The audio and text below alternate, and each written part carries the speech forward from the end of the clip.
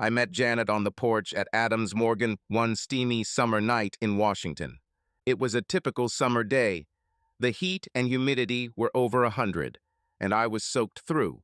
No one in their right mind would stay in Washington in July. No wonder the creatures in Congress are running away for a 5-week vacation. But my graduate commitments kept me tied to this place, so I stood there, suffering. It was damn painful. The District of Columbia was created from lands given by the states of Maryland and Virginia, and our selfish founders would never have given away land suitable for agriculture. Instead, they gave the country an excellent piece of swamp near the Potomac.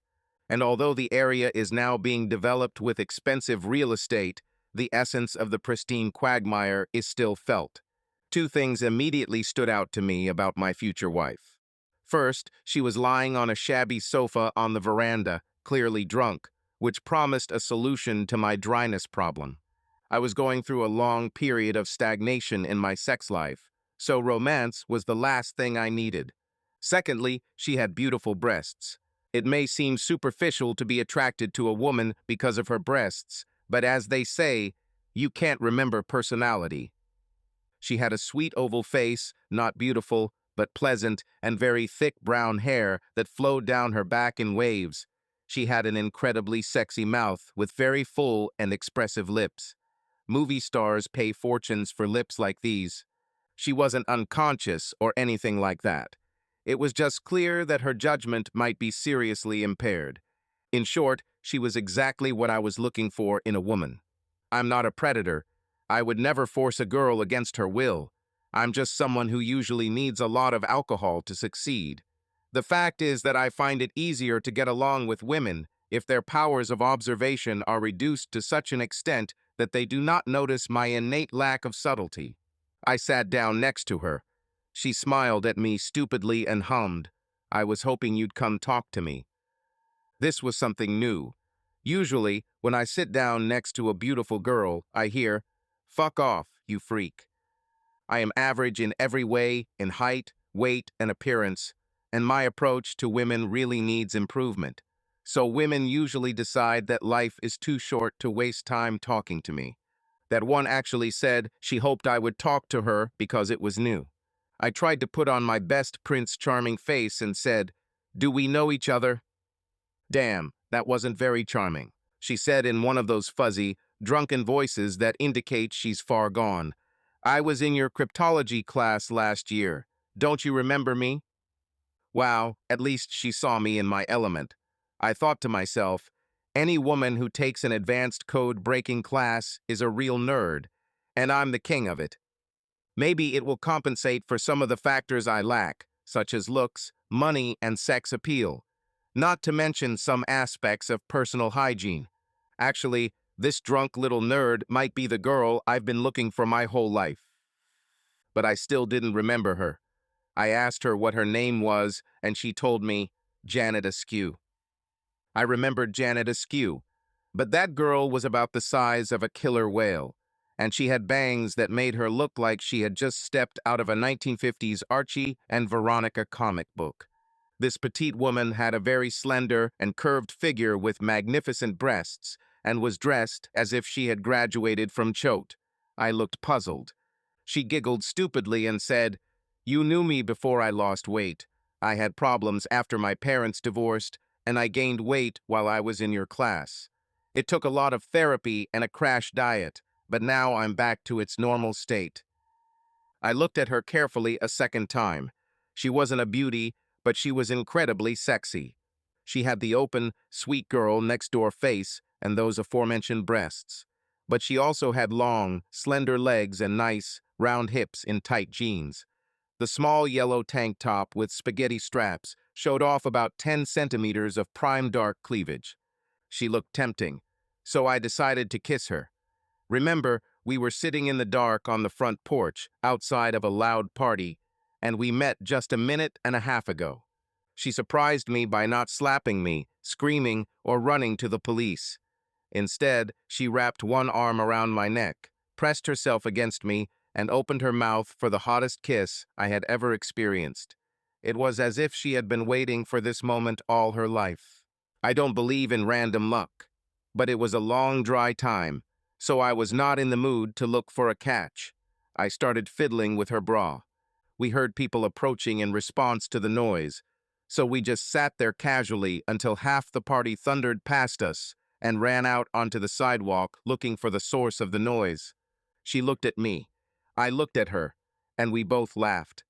We spent about 15 minutes together, but I just knew I was going to marry this delightfully strange little woman.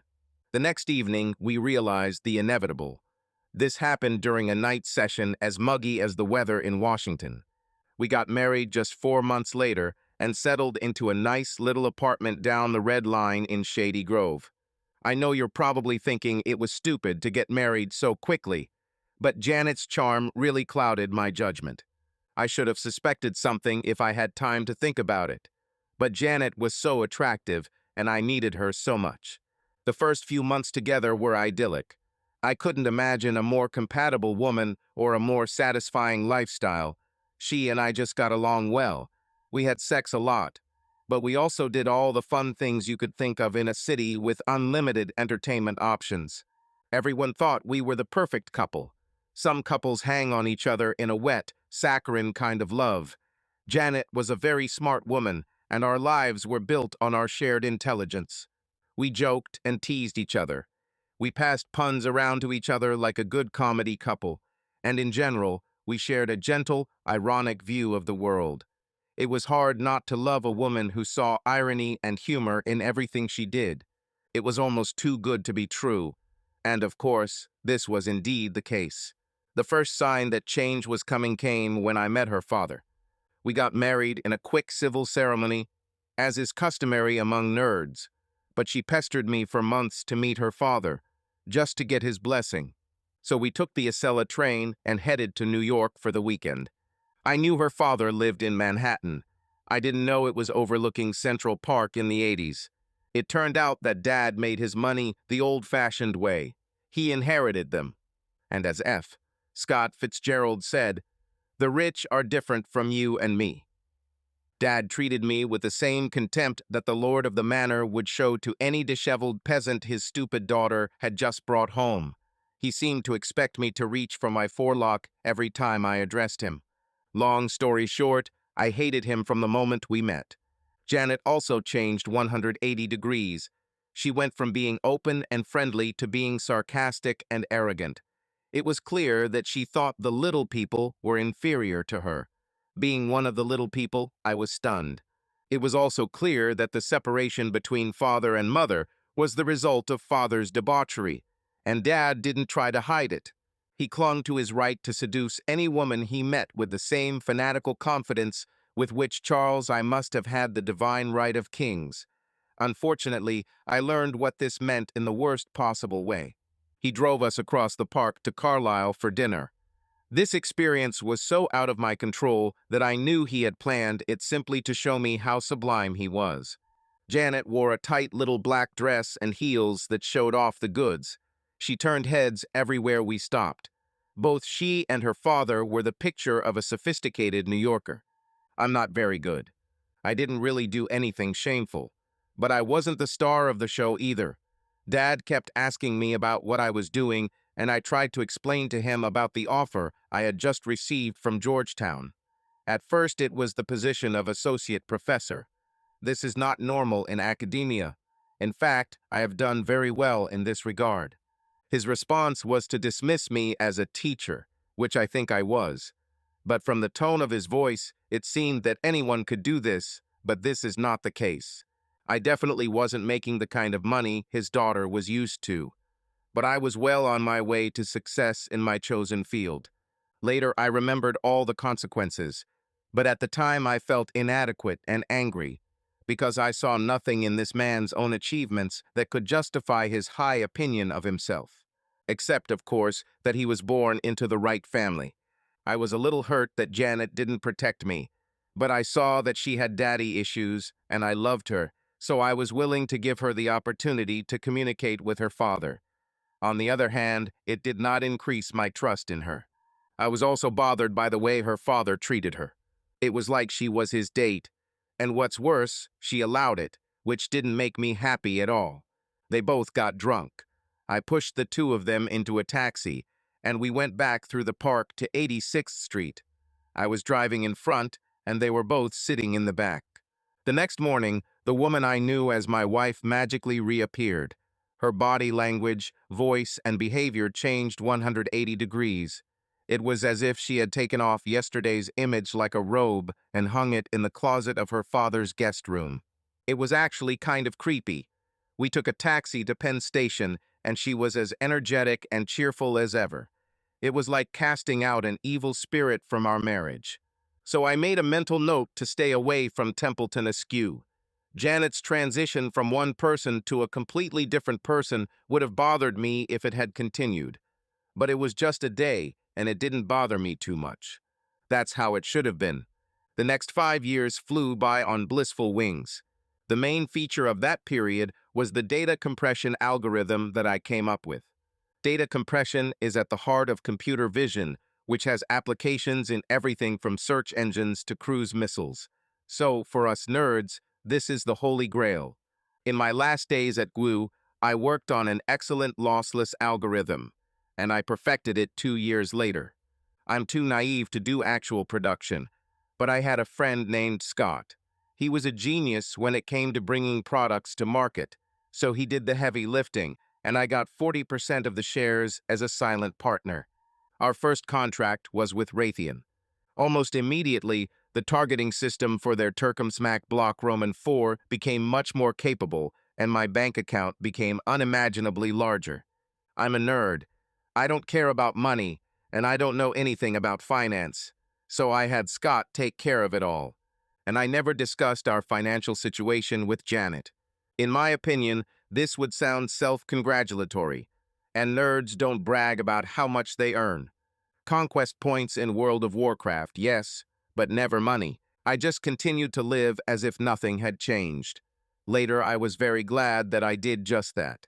Money was a blessing only because it gave me the freedom to do whatever I wanted for the rest of my life. I continued teaching and loved it. Therefore, I retained my position in the faculty. But I did buy a house in Georgetown. I paid in cash. Janet didn't seem to notice. I think she thought I was up to my eyeballs in debt. The only real change was that it was now easy to walk to campus. Janet herself went through a huge transformation. The 23-year-old girl I met that hot night in Adams Morgan was now a 28-year-old woman with a style I could only dream of. When I first met her, she was a sweet and bubbly, sexy girl. But as she approached her late 20s, her face became more refined and her body rounded out. She always had magnificent breasts, and she remained just as juicy and proud. But now her thighs and buttocks were breathtaking, round and muscular. She was truly a magnificent-looking woman. She never asked about money. She just always had them. Accordingly, she has mastered all the rich lady techniques, dressing, grooming, and fashion that differentiate the simply beautiful from the stunning. In fact, she was now many kilometers above me on the social ladder. Unfortunately for me, I am not that sophisticated or educated, and I never will. I live mostly in my head, and I never wanted to be socially noticeable. My world is a bowed head and virtuality. It may be isolating, but it's the only place I'm truly happy. The good news was that my abilities and interests financed Janet's lifestyle. The bad news was that we started going in different directions. We may have been a perfect couple once, but now we were different people. Over time, we began to function in completely different areas. Janet was a woman who preferred black ties and the Kennedy Center. In my opinion, a good evening is sitting in Blues Alley. She liked the atmosphere at the Verizon Center. I really enjoyed the peace and quiet of our yacht on the Potomac. I think you can see where this is going, and it inevitably happened. Most of the time, we had a free and easy life. But it was obvious that we were no longer as closely connected, at least not in the same way as in the beginning. This manifested itself in occasionally tense conversations and a huge decline in the quality of our sex life. But I must confess that I did not see the torpedo coming until it actually struck. I realized that I seriously lacked sociability, and I knew some changes would be needed. But that was all I thought through. On the other hand, Janet has already completed this. Or perhaps it would be more accurate to say, out the door. I returned from class one bright, sunny morning in May. The weather in Washington was in that short window of time where the term amazing best describes it. I placed my laptop bag on the hallway table. I entered the living room, whistling cheerfully under my breath, and I stopped dead in my tracks, amazed by what I saw. Janet sat nervously on the couch, holding the hand of a tall, very good-looking guy. Templeton Askew sat on the sofa opposite them. Every red light, horn, and alarm immediately went off in my head. Whatever is going to happen, it will be bad. Janet looked at me sadly and said the 5 words no husband wants to hear. Jake, we need to talk. I stared at her. She looked worried. Templeton grinned. Who the hell is this other guy? Was it her lawyer? In fact, he really was Janet's lawyer, but he was also her lover. She said, Jake, this really hurts me, but you need to know that I'm leaving you. I could just disappear, but I value the time we spent together and wanted to let you know personally. Damn it, I sat down in the nearest chair. I have no idea what was on my face, but my soon-to-be ex-father-in-law looked delighted. Was she leaving me? Where did this come from? I probably looked like the proverbial fish out of dry land. I babbled. Are you leaving me? Why? What have I done? What will happen to me? She showed fake concern and said, You'll be okay. I know that. You're a strong person. It's just that me and Burton have found each other again, and we can't be apart. Templeton said with contempt in every word, Janet and Burton have been together since childhood. He is the right man for her. Janet realizes that they should never have separated. Burton didn't actually cheat on her. He was just having fun. Now he's ready to settle down and Janet has agreed to be his wife. I said sadly, but she's my wife. Crap, listen to me. I sounded like a snotty little wimp. It was just fucking humiliating. My father's raw humiliation and smug tone pushed me over the edge. I didn't know that I could do it. But Bruce Banner probably didn't think so either. I just got angry. I turned to my father, not trying to control the anger in my voice. I'll rip your head off if you open your mouth again, you arrogant bastard. He began to open his mouth. I started to rise from the chair. He could see the real anger in my eyes. He made a silent gesture with his finger to his lips. I turned to the treacherous ex, as if no longer my wife, and said, Are you telling me that this worm is your former lover and that you are leaving me for him? How long have you been sleeping? The aforementioned worm said in a very offended tone, Now look here, old man. I turned to him and said, Where I come from, you and I should be beating each other right this second. So unless you want to go to the parking lot, I advise you to stay away from it.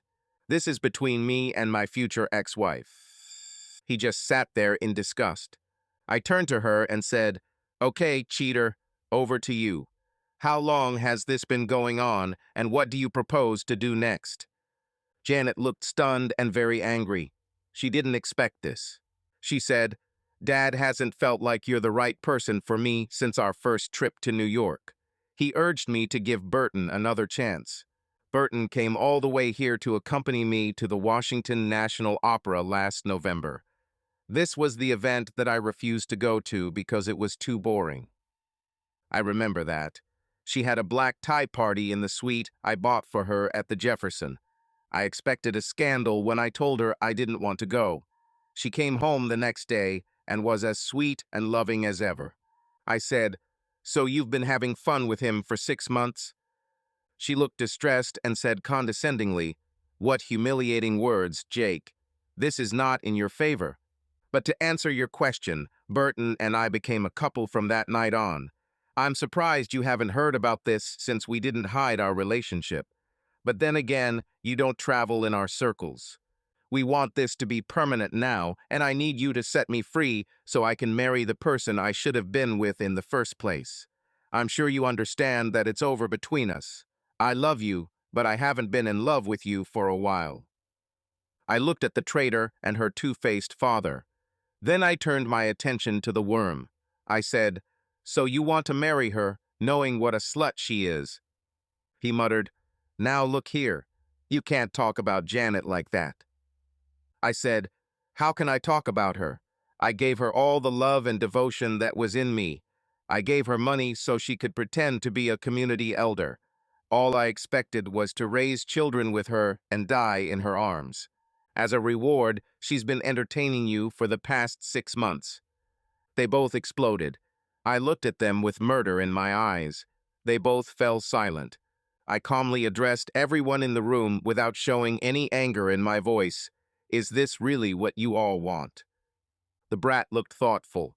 Dad looked outraged, and Janet looked serious.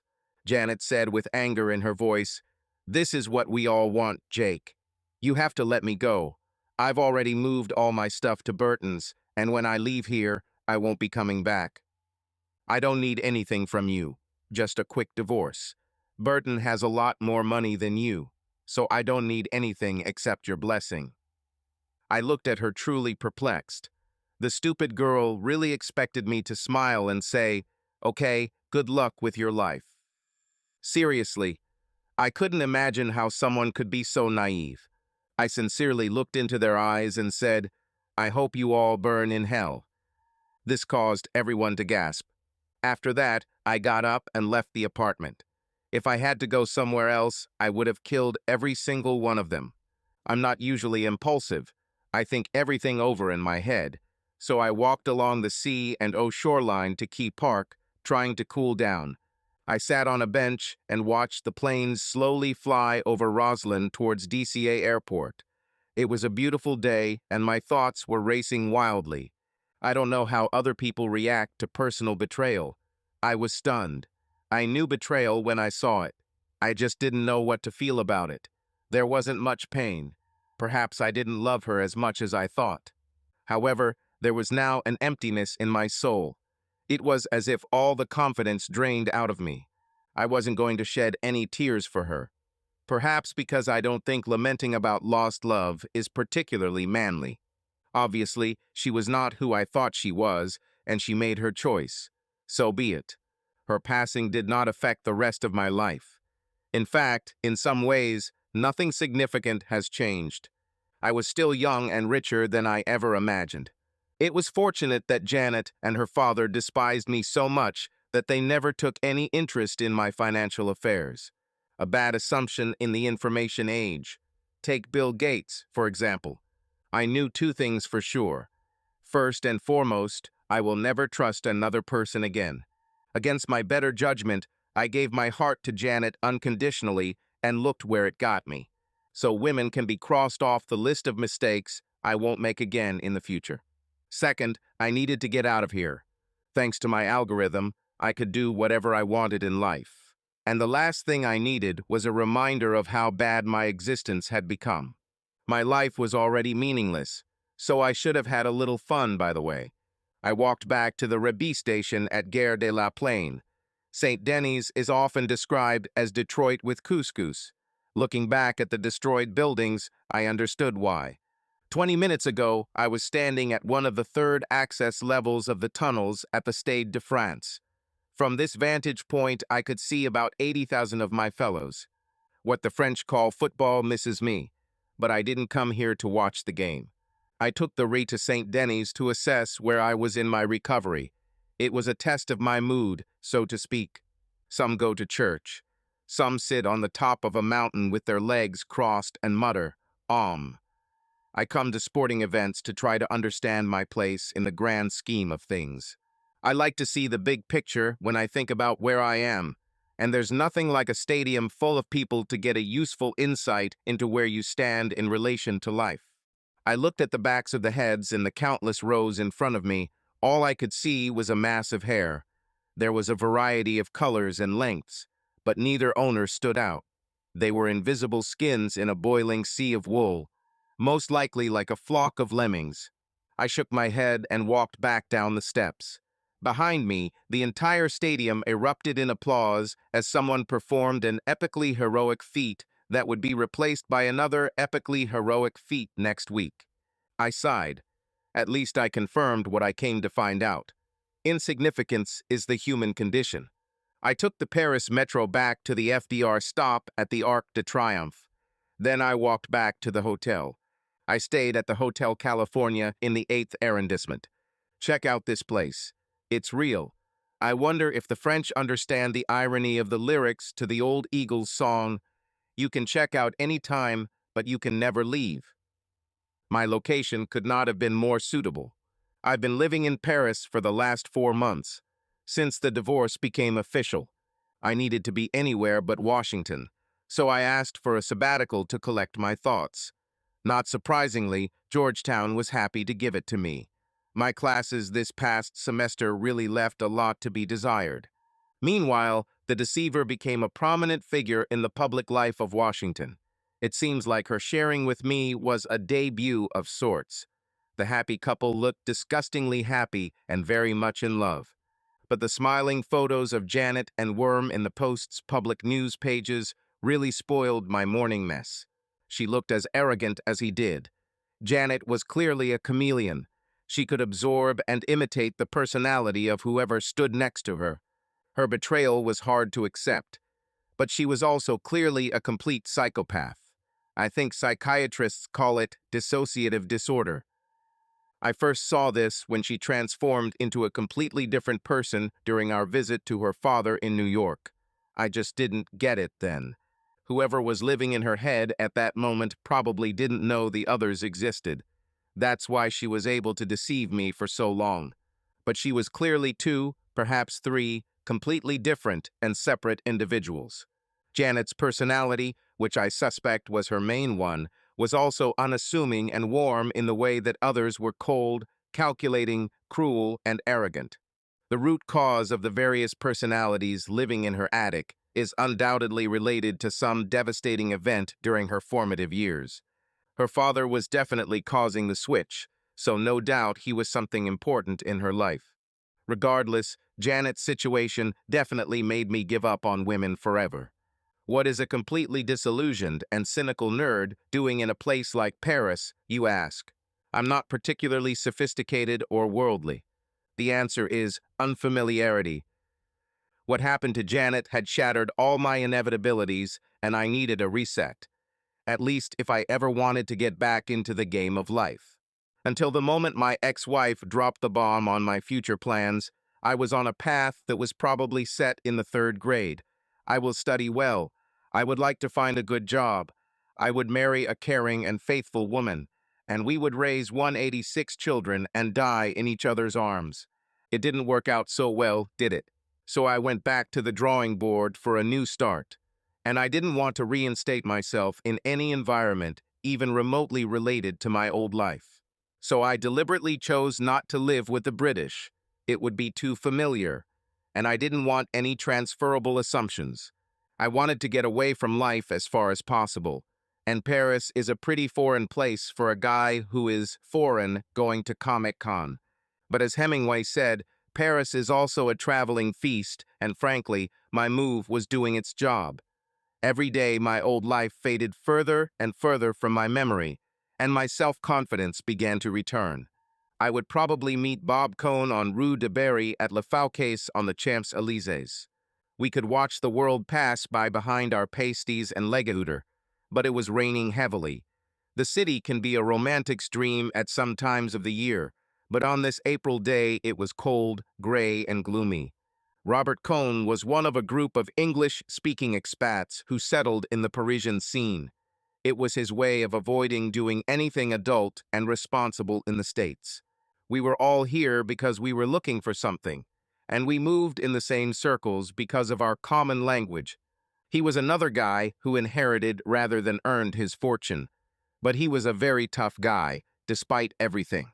He was taller than me by a couple of inches, handsomer than Worm, and probably weighed about 220 pounds. He played college football at Harvard as a linebacker, and he was the epitome of an alpha male, smart, arrogant, and a little more smug than Louis Roman 15. For some reason, he almost followed me. In fact, not a day went by that he didn't call or ask to meet. I was pretty sure it wasn't because of my good looks and charm. Perhaps he was attracted by the world weariness that I simply exuded, or perhaps he had some idea of who I really was. At that stage, I was filthy rich. I know I didn't act or dress like a multimillionaire. I was still sticking to the nerd style rather than the La Dolce Vita lifestyle. But all of us nerds are like that. Money means absolutely nothing to us. That's why we don't monitor them. My stay in California cost serious money, but it was a drop in the bucket compared to how quickly they added up. The most expensive thing I owned was a condominium that almost doubled in value on paper, but I paid cash for it, so my only real connection was through the current tenant, and it only made me richer. When he walked through the street door of the small bar at the entrance to California, Cohn was dressed in the style of Ralph Lauren's preppy collection. He moved like a big cat. Gracefulness is the word that comes to mind. In fact, he was a really tough and dangerous guy. But since he always had money, he could afford to be careless, as if he had been born to illustrate the word. He was wearing a very expensive leather jacket paired with a black t-shirt. His thick, curly brown hair was covered with a fedora that looked like he had liberated it from Indiana Jones.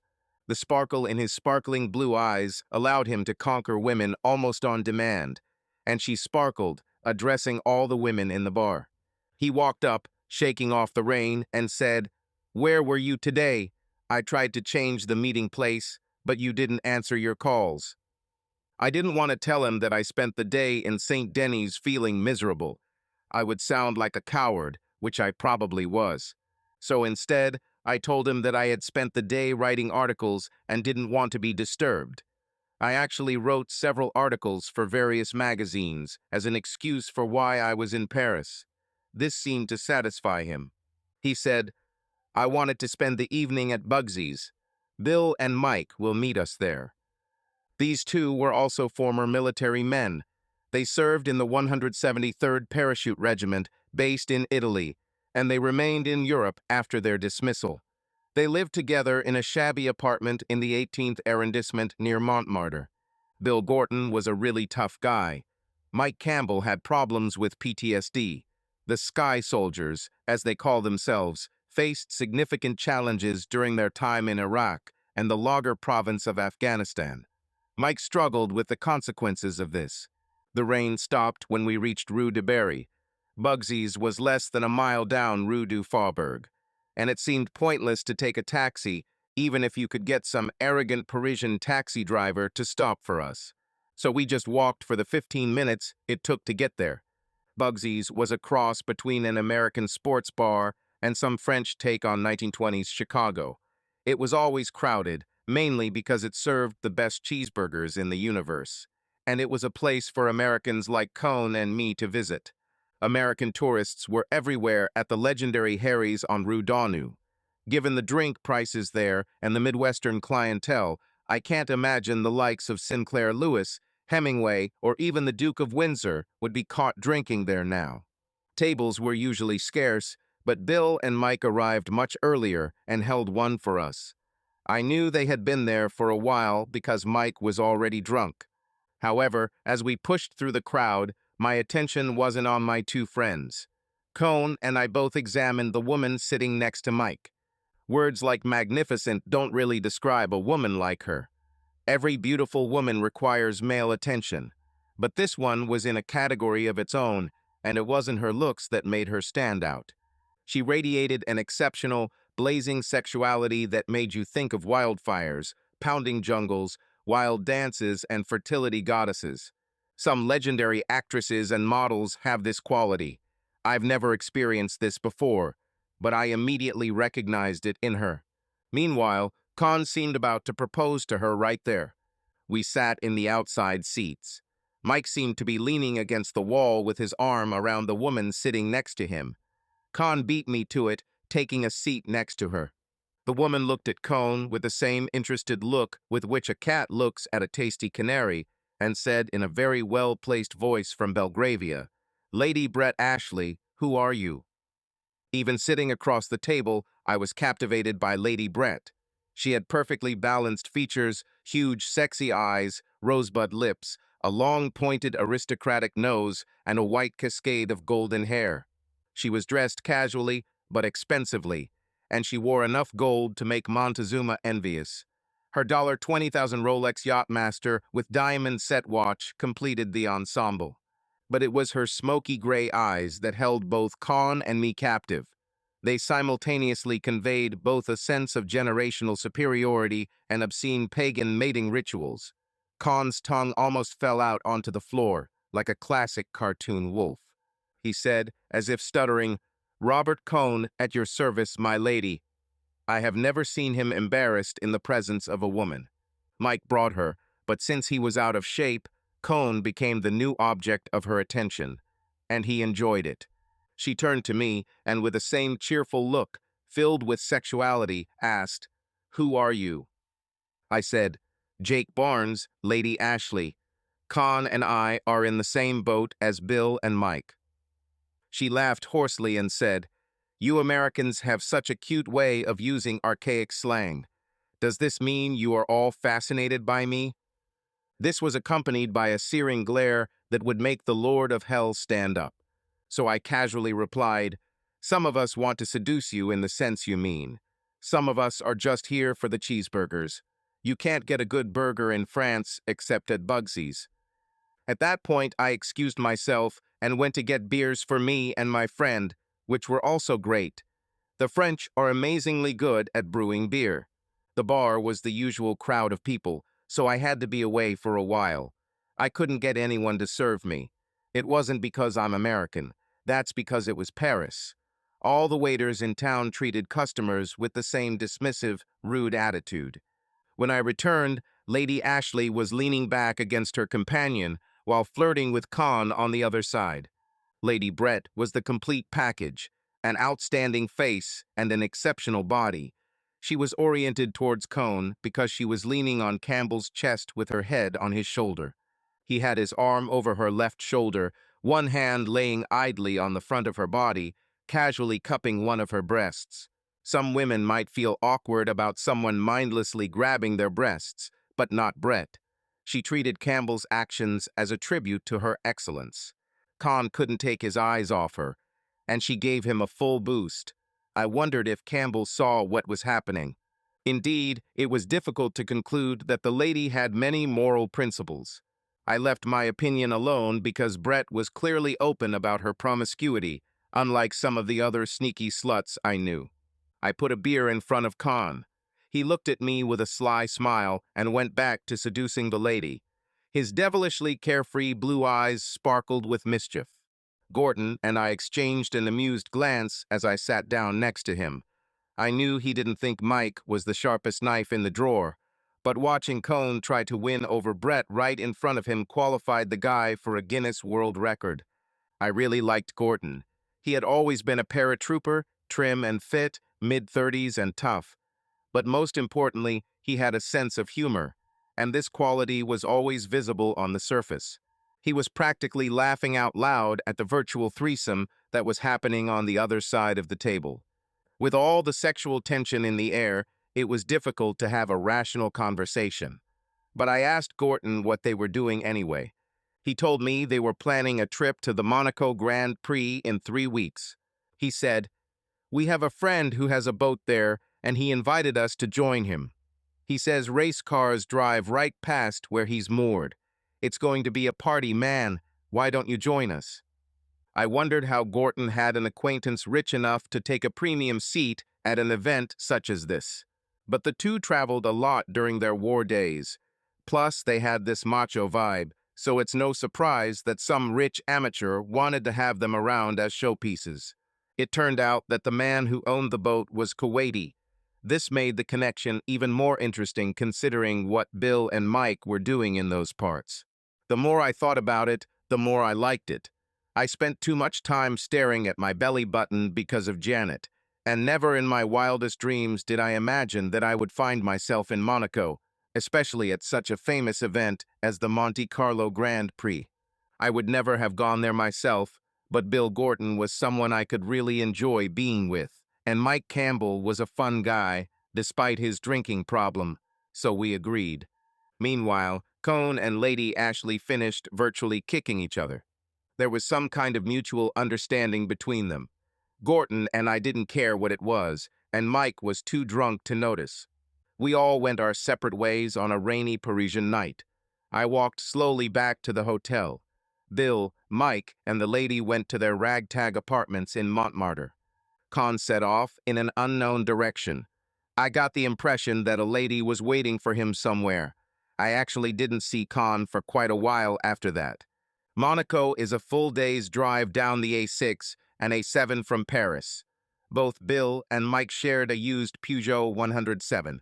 There was no way I was going to sit in that tin can for 9 hours, so I bought a Range Rover Evoque for the road trip. I told them I rented it. They wanted to know where I got the money since it cost $500 a day to rent this car. I told them that I had a rich uncle who died and left me enough money for one gross luxury. I arranged accommodation in Hermitage. But I didn't want the guys to know how rich I was, so I told them I'd sleep in my car in the mountains. I didn't feel bad about lying to them. My money is no one's business but my own. They stopped on a boat with their friend. I dropped them off at the water taxis, which raced towards the moored boats. I told them I'd see you at Explorer's Pub for lunch the next day. It would be an easy walk for them as it is near Port Hercules. We could then plan the 3 days we would spend in the city. I think they sympathized with me because there was no room on the ship, so to speak. But that didn't stop them from leaving me on the pier. A boat, which they were heading for, was slightly smaller than an aircraft carrier. Their Kuwaiti friend must have been swimming in oil money. I pulled up to the Hermitage Hotel, which was only a few minutes' drive from where I had left the boys. Driving through the maze of streets to get to the hotel was a bit tricky, but luckily the French drove on the same side of the road as us. I checked into the hotel. It was only 8 in the evening, so I decided to go down to the Crystal Terrace for a nightcap. Sitting there and looking at the yachts in the Port of Hercules, I thought, maybe I should buy one too. I could afford it. I was sipping Pernod when I felt uneasy around me.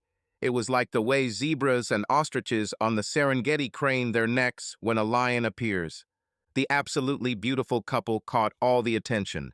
They just appeared on the terrace, holding hands. He was tall and very strong, incredibly handsome, but his partner overshadowed him with her beauty. Even though I had seen her before, I still had to freeze in amazement. She was amazing.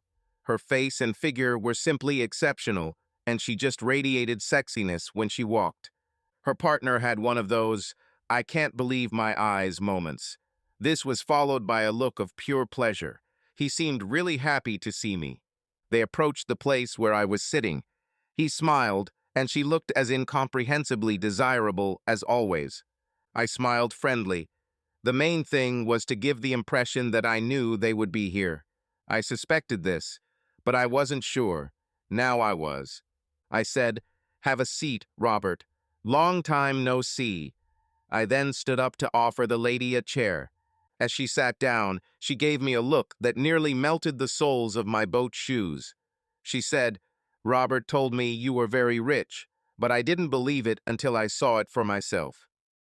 I looked at Robert. He gave a mysterious shrug and said, "My father runs the hedge fund through which your man in Washington invests your money." I sat down and said, "I haven't seen you in forever, buddy. I guess that's the reason." And nodded towards Lady Brit. She settled into a chair. Even this movement made her chest bounce slightly. She said, "Yes, Robert took me to Ibiza for 3 weeks. We have become much closer to each other." I turned to her. "Have you talked to Mike Campbell recently?" She replied, "The last time I spoke to Mike was the day after you and I met. I told him I was going home to visit my family," and she winked at Con with a seductive smile. I said, "Well, he and Bill Gorton are here for the Grand Prix. I assume you do too. Will this be a problem?" The lady looked at me like I was an idiot. She said, "I really hope so. It was just a temporary whim. He knows it." This was a gray area in the libertine code of conduct. She and Campbell were not married or even in an exclusive relationship, but the lady seemed to act like a honeybee, fluttering from flower to flower. I wondered what Khan thought about this. Of course, the opportunity to spend 3 weeks in paradise with a woman who looked like Lady Brit was probably worth putting up with her behavior. Besides, Robert was also a bit of a ladies' man. I got the impression that they were suitable for each other. We were sitting and talking when I felt someone else approach the table. It was a woman. She walked over, kissed Lady Brit on the cheek, and hugged Khan from behind, squeezing him tightly. He laughed lustfully. She said cheerfully, with an accent that had personal meaning to me, "What a wonderful evening, and who is he?" She nodded in my direction. The fact is that the British have even more pronounced accents than ours, and the mysterious woman spoke with an accent that I knew very well. This is because I studied with them at Cambridge.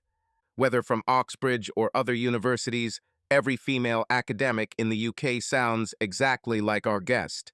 It's called received pronunciation, and it literally screams educated British elite. She quickly came up to me and extended her hand. She said, "Britannia Ashley, but everyone calls me Brit. I'm Brett's little sister. Our parents loved alliteration." I shook her hand, blushed, and muttered in response, looking somewhere at her knee level, "Jake Barnes." This was perhaps the most spectacular violation of all the rules of good manners that has ever occurred on the Crystal Terrace. But I'm a nerd, and this woman completely freaked me out. She was just as beautiful as Brett, but in a smaller and less overtly sexy package. Her thick honey blonde hair was cut into a preppy bob with subtle, feminine bangs. They framed her oval face perfectly while remaining natural and effortless. Her features were as smooth and proportional as her sister's, but her mouth was wider and full of gaiety. She had the same unusual gray eyes. But unlike Brett, her eyes simply radiated intelligence and a sense of humor. The rest of her was, as they say, impeccably put together. She wasn't as dramatically busty as her sister. Instead, she was long-legged, slender, and panther-like. At first glance, Brett was the more spectacularly attractive of the two. But that was until you compared them side by side and realized that Brit is the complete package: looks, brains, and toughness. Brett was sex personified. Brit was much more than that. I was just as stuttering as usual, so I just sat there. Brett said dismissively, "My sister is smart. She studies at Oxford and does something terribly boring. She works too much. We needed to get her away from her dusty computers this weekend so she could have some fun." I looked at Brit, and she actually blushed. She said defensively, "I enjoy working. My sister is the one who likes to have fun." I looked over at Brett. She looked at Con seriously, making hunting eyes. Brett snapped out of her reverie and said to the two of us, "Robert and I need to go up to our room. Will you be able to entertain each other for the rest of the evening?" Without even waiting for an answer, she stood up and began to pull Con towards the exit. I looked at Brit, and she raised her eyebrows in question and said, "Should we get something to drink, or are you leaving too?" I called the waiter over and ordered another Pernod. Brit ordered white wine. Then there was silence. I could actually hear the crickets chirping and the noise of the port a couple of 100 meters in front of us. The silence was getting awkward, so I said, "Sorry, I'm not a very fun person to talk to. I'm not social at all, and I don't know what to say to a woman as beautiful as you." She looked amazed and said, "You think I'm beautiful? I always considered myself an ugly sister. You have no idea how hard it is to grow up in the shadow of someone like Brett." I said a little too emotionally, "I think you are the most beautiful woman I have ever met." Damn, that was exquisite. I understand why Janet couldn't wait to leave me. Brit looked at me thoughtfully and asked the eternal feminine question, "Are you married?" Apparently, she wasn't completely put off by me. I replied, trying to remain calm. I was married, but she chose someone better. Brit looked sympathetic and even covered my hand with hers. It was like electricity. I haven't thought about women for over a year, but her touch reminded me of how it happens. She said sincerely, "It must have been very painful." I replied, I don't know if it can be called pain. It was more like humiliation. I'm now in the wild world. I don't trust anyone anymore. Damn, that was too much information. I've talked too much. So I added, enough about my psychological state. What are you doing at Oxford? This question perked her up noticeably. She spent the next 15 minutes telling me with great enthusiasm about her research. Needless to say, Lady Brit Ashley was an accomplished scientist. This state of affairs was too ideal to be plausible. It's not by chance that ordinary people meet wonderful travel companions with a casual interest in programming and a handy sister to hook you up with. I fell into silence again. She looked at me with some concern and said, "What happened?" I was going to respond with the usual nothing, but then it dawned on me that I had a better way to distract her while I mentally tried to figure out how to leave. I said, "Your sister is a very interesting woman." She looked disgusted and said, "Interesting is one way of putting it. Brit has no sense of morality. The only way she can tell right from wrong is if she feels good after she does something. She's always been wild, but her extreme cuteness gets her out of situations that would ruin most women. Any man who puts anything into her will be hurt." She looked at me with a sudden alarm and said, "I hope you are not one of her many admirers." I laughed and said, "I'm no one's fan. I gave up on women the moment my ex-wife betrayed me. I'm actually not a big fan of humanity in general." She looked sad and said, "So you have someone close. Don't you have anyone?" I looked at her open, sincere face and almost said, "Maybe you are." But I knew it could lead to something more, and I knew I couldn't handle it. In fact, old Lucifer has been dead since that fateful day. I realized that this was psychological, not physiological, but I simply had no control over my reactions. I was rational enough to admit that Janet was damaged, and that there were probably decent women in the world that I could trust and love. But another part of me knew for sure that every woman I met would eventually betray me. Plus, who am I to expect a better outcome? I'm sure every one of the lemmings at the Stade de France was also confident that they would succeed. So in a way, it was a blessing. I had no lustful impulses. I could enjoy life without trying to please anyone but myself, and company with a woman was just an unnecessary distraction. However, I still had memories and remembered how good it was when Janet and I were together. I just knew how the story ended, and I just couldn't write a different ending. So no, I wasn't going to start anything with this amazing woman, even if there was the slightest chance that it was real, that I sincerely believed it. She was too perfect. I stood up and said, "This was the best night I've had in the last year, and you're an amazing person. I hope we meet tomorrow." Then I turned and walked back to the elevators and my room. I glanced over my shoulder as I opened the patio door. Lady Brit was still sitting there. She looked both sad and disappointed. It seemed as if she was hoping for something more. Poor woman.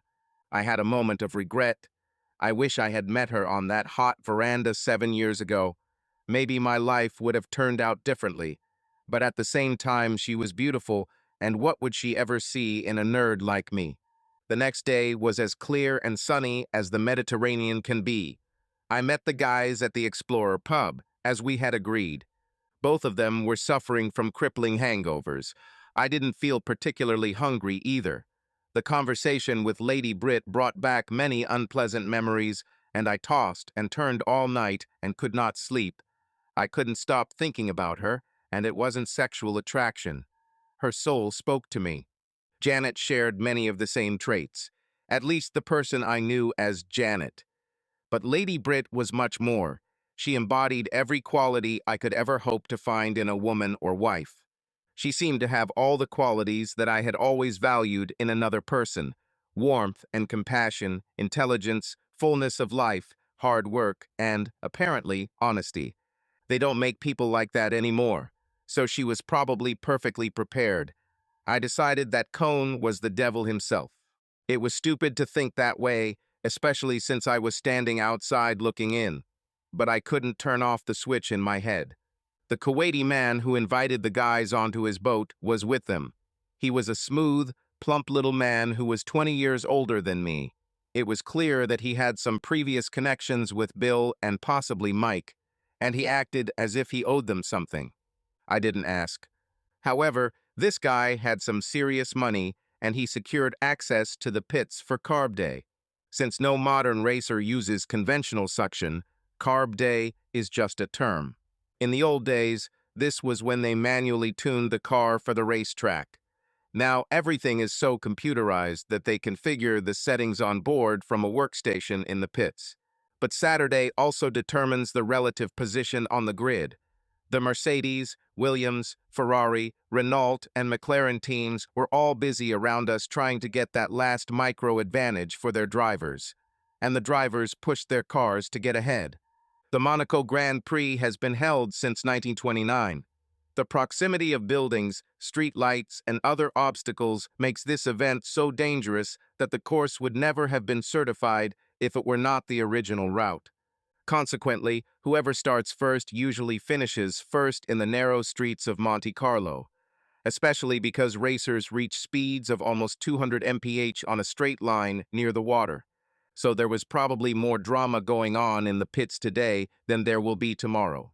As the four of us stood against the wall of the pits, the sound of the racers revving those high-tech engines and the Doppler effect of the cars whizzing past on the narrow city streets was absolutely breathtaking. The engines on these cars are limited to 1.6 liters. This is about 100 cubic inches in American measurements, or the displacement of a large Harley-Davidson motorcycle engine. However, the average Harley engine produces 8,120 horsepower. These engines produce between 600 and 750 horsepower. How they did it was what interested me, not the race itself. I watched a technician from the Williams team tuning one of their Mercedes engines. I hesitate to call him a mechanic because he only used computer equipment. At that moment, Cone and the Ashley sisters entered the pits. I looked back and Mike and Bill were talking to the Kuwaiti. I thought, damn, this is going to be awkward. As they headed to the center of the boxing area, Cone and Lady Brit came into Campbell's line of sight. I saw him do a double take.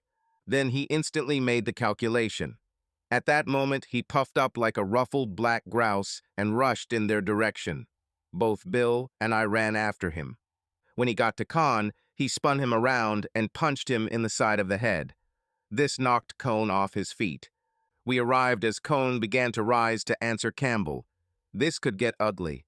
I grabbed Cone's hand and said, "Don't do anything stupid. The police are here. He's not worth it." Bill and half the people around him held Mike back. The Kuwaiti arrived at about the same time as the gendarmes. There were a lot of heated conversations. I couldn't hear anything because at that moment a long crocodile of cars drove by. When the noise died down, I saw Bill, security, and the Kuwaitis leading Mike out of the pits towards the harbor. Bill seemed to have him in a grip while he did this. I looked at Con and his two women. Bret wavered between entertainment and interest. Brit was terrified, and Con rubbed the side of his head, looking annoyed. I said to Bret, "I thought you said it wouldn't be a problem." She said in her bored, noble tone, "I didn't think Mike would act like a child. I'm done with him. He needs to accept it." I thought, what a self-centered bitch. I wondered if she ever actually told Mike himself. A little voice in my head whispered, "They're all like that." I turned to Con, "Are you okay?" He grinned defiantly and said, "I've been beaten even harder. I just didn't expect it." Brit looked at me strangely. She said, "It was very noble of you to intervene. It must have been difficult for you to intervene. I see you hate physical violence." I smiled sheepishly and said, "I'm a nerd. I've never been in a real fight in my life." I walked up to the barrier to pull myself together. Brit came and stood quietly next to me. As soon as the two lovers finished tormenting each other, they too approached the barrier. One of the Scuderia Ferrari drivers passed us when they did this. Whoever was driving the car made a quick maneuver inside the track, following the McLaren he was chasing, and passed it wheel to wheel, literally 4 feet away from us on the other side of the Armco. It was either incredibly brave or completely reckless, depending on your point of view. Still, it was a driver's masterpiece. The man in this cockpit must have been a grandmaster of the sport. The racer waved at us in apology as his shockwave nearly knocked us off our feet. He reappeared 2 minutes later while we were still recovering. He drove up the pit track, accelerating the engine as he slowed, and suddenly turned into the Ferrari pits. The mechanics helped him unfasten and remove his helmet. I heard Lady Brit sigh. If she was the very essence of feminine beauty, then the guy in the cockpit was her exact male counterpart. Damn, he was beautiful. He walked up to where we stood, his eyes never leaving Lady Bret's. Despite all the laws of logic, he must have noticed her as he rushed past us at 80 miles per hour. Racers are said to have exceptional vision and reflexes. This was certainly proof of that. Bret was truly impressive, though. Cohn was furious. I didn't blame him. He smiled charmingly at us all and said in heavily accented English, "Sorry about the tight passage. I was on my qualifying lap trying to pass this fool." He wasn't great, but no racer does. He looked like a Calvin Klein model, only maybe slimmer and better looking. And he had that classic 3-day stubble that must have been itchy under his helmet. He was also about 20 years old. He had big, soulful brown eyes and that pale-skinned, curly hair that all truly beautiful Iberians have. In fact, he was like a smaller, slimmer version of a young Antonio Banderas. It is not surprising that women threw themselves at his feet. He turned and extended his hand to Bret, introducing himself. "My name is Pedro Romero. I may be Spanish, but I ride for the Italians. What's your name, beauty?" Bret seemed to be elated as she extended her hand and mumbled breathlessly, "Lady Brit Ashley." If anything could enhance her accent, it was this moment. Cohn wrapped her arm around him and extended his other hand to Romero. He said, "And I'm Robert Cohn. Sorry, but we can't stay. We have a meeting." He then began to pull Bret towards the exit, leaving me, Brit, and Romero standing there in disbelief. It was definitely a rude departure, and I'm sure Romero understood why. With his looks and profession, I imagine he received this kind of treatment quite often from jealous husbands, lovers, and boyfriends. I extended my hand and said without further ado, "Jake Barnes, this is Lady Brit Ashley, Bret's sister." Since the guy had problems with English, I did not try to explain to him the meaning of alliteration. He looked at Brit, and I could see how he was sizing her up. The problem is that he came to the same conclusion as me. Brit was more attractive than Bret. If he had been a Sparrow missile, I would have heard his target lock signal loud and clear. His behavior completely changed. He did everything except not blink in her direction, like Pepe Le Pew. He said somewhat too politely, "I am very pleased to meet such a beautiful woman. Would you like to see what's behind our boxes? It is very interesting." She replied, "Thank you. Can Jake come with us?" It was a stupid question.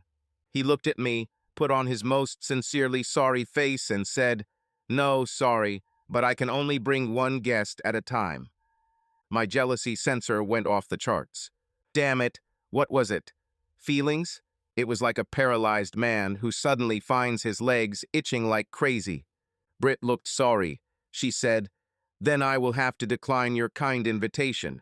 But you might want to join us for drinks after you've finished work for the day. We're having a little party on the Crystal Terrace tonight at 7. She smiled sweetly at Romero. Then she took me by the arm, turned around, and immediately began to drag me towards the exit of the pits. My heart was filled with joy. I forgot about the emotions a woman can evoke. This stunning and polite lady just chose to stay with me instead of leaving with the most handsome racer in the universe. I wondered what episode of The Twilight Zone I was in. It was both exciting and incredibly scary to realize the depth of feelings I had for Lady Brit Ashley. My first instinct was to ruthlessly suppress them. But Brit was nothing if not kind and polite to me. I wasn't going to reward her show of respect by acting like a jerk. However, I made a promise to myself to never get burned again, and this woman was walking through fire. As we walked, she chatted to me in her fruity, academic accent about how technicians adjust fuel and ignition timing parameters wirelessly using onboard propulsion systems. It was alarming. She seemed to be completely oblivious to the fact that the sexiest man in the world had just proposed to her. Or perhaps handsome, bold, and glamorous meant nothing to her. She held my hand on her full left breast as we walked, and I felt its softness in contrast to the hard body to which it was attached. And miracle of miracles, old Lucifer began to wake up. It was so long ago that I almost didn't recognize this feeling. The effect was about the same as if someone came out of a 14-month coma. Meanwhile, she continued to talk to me in techie language, and I could not take my eyes off her beautiful face. When we got back to the hotel, I called Gorton. He said Campbell had been drinking all day. I told him about the party and suggested that he keep Mike out of there. Brit stood with me in the hall. I looked at my watch, and we had an hour to change. I asked her if she wanted to have something to drink on the patio. She noted that a woman needs a lot of time and preparation to look effortless. So she said she should go up to her room and do some girly business. I felt disappointed. I think it was noticeable. She gently touched my cheek. It was the first time I had been touched like that since I kissed Janet that historic morning. I think the pain showed on my face because Brit said, "We have to talk about this tonight, Jake. I want to know what you think." This had about 1,000,000 interpretations.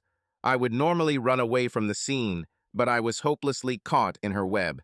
So instead I smiled and said, "See you at Sevena's." I was shaved, showered, and sauntered out onto the patio at exactly Sevena's. It was like I was back in damn high school, hoping Beverly Johnson would be at the dance. The patio was huge, but the people Cone met had reserved a fenced-off area for the entertainment of a select group of guests. I was everything but the elite. I was there because Brit invited me. But Romero was there too. As Romero approached, a gorilla holding a velvet rope led him into the party. After all, he was a big star. He wasn't as helpful when I approached, so I stayed in the public area, waiting for Cone or Brit to notice me and invite me. I wasn't as offended as you might think. I'm used to being excluded from something. However, watching the stars having fun in their own special little territory was a valuable lesson for me. Despite all signs of common sense, I began to think about Brit. She seemed so good, kind, smart, and caring.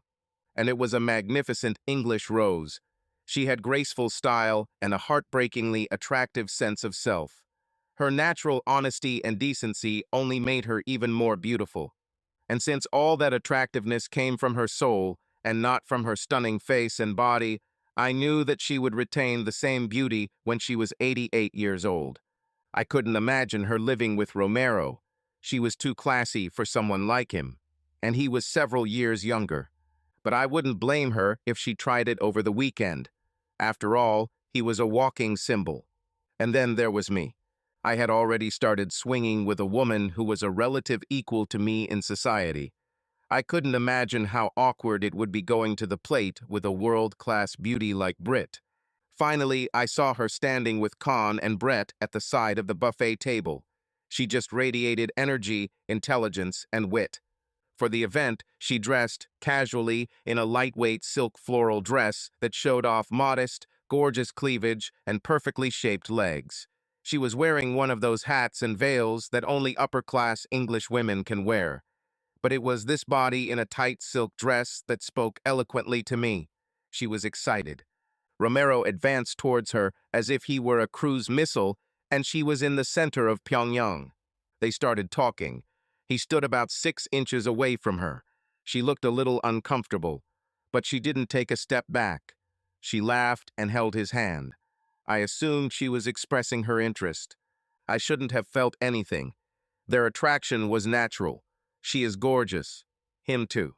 But the problem was that I really felt it, and it really hurts.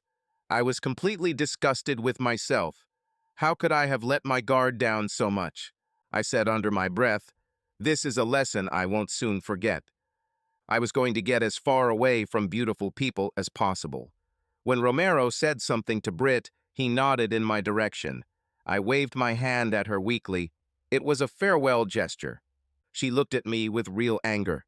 I thought, oh damn, she thinks I'm interfering with her little exciting moment with Romero. So I turned sharply and walked out the terrace door. I was really angry with myself. An entire year of treatment was simply thrown into the trash because I was too weak and stupid to follow my own rules. I was too upset to just sit in my room, so I headed to the Explorer pub. I was almost sure that I would find Bill and Mike there. I have restored my protective screens, and I was ready for what the Klingons could throw at me. All three were on the terrace overlooking the inner harbor. This place is the only deep water port on the Côte d'Azur, and it has been there since Hercules was here in the good old days. Bill was glad to see me. I think one of the reasons was Mike. Looks like this guy needed some control tonight. I had no reason to sympathize with Mike, because I had no rights to another sister. But honestly, getting drunk sounded like a great idea. Mike continued to tell us what he was going to do with Khan when he got his hands on him. I finally said, "Look, Mike, it's not Khan's fault. Brit is just that kind of woman. You can't change her. You need to let her go, or she will destroy your soul. And if it's any consolation, Khan will end up in the same situation as you once she gets tired of him." What I wanted to say was, don't waste your time on a narcissistic bitch like Brit. But I knew for sure that this would start a fight. I was also thinking about my unfortunate situation with Brit. I understood that Brit was not a girl like her sister, but the prospect of seeing her and Romero locked in a sweaty embrace a couple of hours later didn't do me any good either. I had a few beers with them while we talked. It was truly a stimulating time spent in ideal conditions, getting an education in Formula One racing. I was born and raised in NASCAR country, and the idea of Italians, Germans, French, and Brits racing down picturesque little European streets in miniature cars seemed pretty funny to me. It wasn't until I saw these cars in action that Dale Jr. Chevrolet suddenly seemed tame and underpowered. Both Bill and the Kuwaiti were betting on the upcoming race, and it turned out that Romero was at the top of the list of potential winners. I knew he would be a big winner tonight. That was enough for me, and the conversation wasn't helping because Campbell kept coming back to how Brit had hurt him. I finally said, "Grow up, Mike. You have to learn to let go of the things that are hurting you." I was actually talking to myself. Campbell jumped out of his chair as if he was going to hit me. I managed to dodge, and Bill grabbed him in the same grip he had used earlier in the day. He quickly said, "Thank you for the evening, Ollie. See you back on the boat." And he led his friend out, muttering, "Come on, you stupid moron." Ollie looked at me, and I smiled and said sadly, "You need to help him understand that he can't make something happen that just can't happen." I was talking to myself again. He said, "I'll try, my friend. In the meantime, please join us on my boat tomorrow. You are more than welcome. And by the way, bring with you this beautiful woman who is so passionate about you." I asked in surprise, "What beautiful woman? I don't remember a single beautiful woman in my life, at least not one that was ever infatuated with me." He said, "Lady Bret's sister, of course. Is there anyone else?" His tone said he thought I was joking. I just sat there, stunned. I said, "Why do you say that? She is undoubtedly somewhere very intimately involved in personal matters with Pedro Romero right now."